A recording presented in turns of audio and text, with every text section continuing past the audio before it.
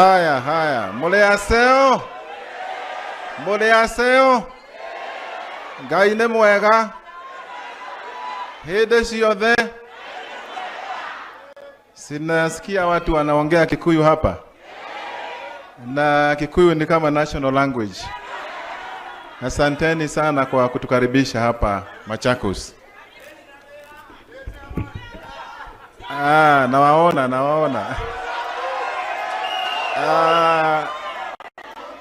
Mheshimiwa ambaye ni Prime Minister wetu Raila Amolo Odinga, pia ni rais wa watu ambaye amesimama hapa pamoja nasi,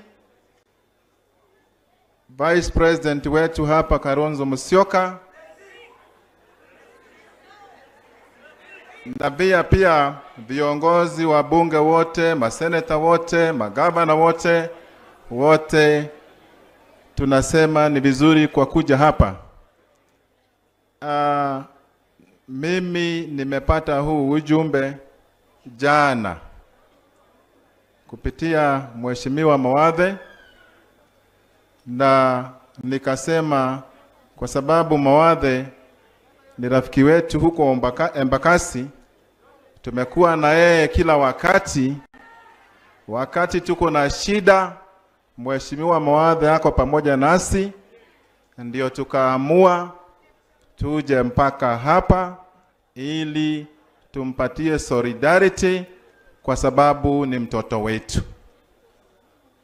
Na kama mlivyosikia hapo ikitangazwa, mko na bahati sana hapa katika Machakos.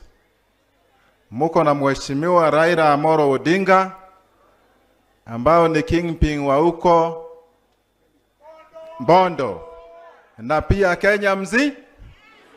Kalonzo yuko hapa ambaye anasimamia Machakos yote na Kenya mzima.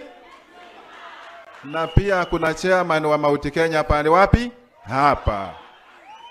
Ninasaka kukuambia hivi. Kina Sifuna wameongea. Na wabunge wote wameongea. Mheshimiwa baba ambaye tulitarajia awe rais wa Kenya na atakuwa,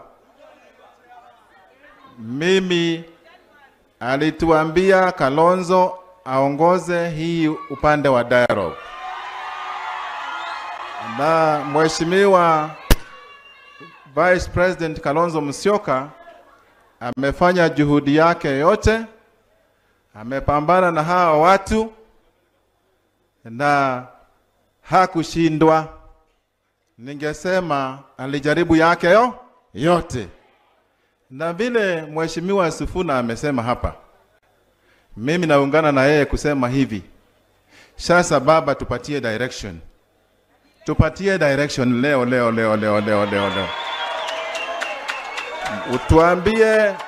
Utuambie kama ni kurudi kwa barabara, tuanzie kesho. Hii maneno imebaki. Mimi ningesema hivi. Ukipatiwa kitu kwanza chukua. Ila iko ichukuliwe. Hii ingine tubaki tukingangana na. Lakini maisha imeenda juu sana baba. Lakini vile mmekaa hapa na Kalonzo Musyoka, ninaamini hii mambo itakuwa mazuri.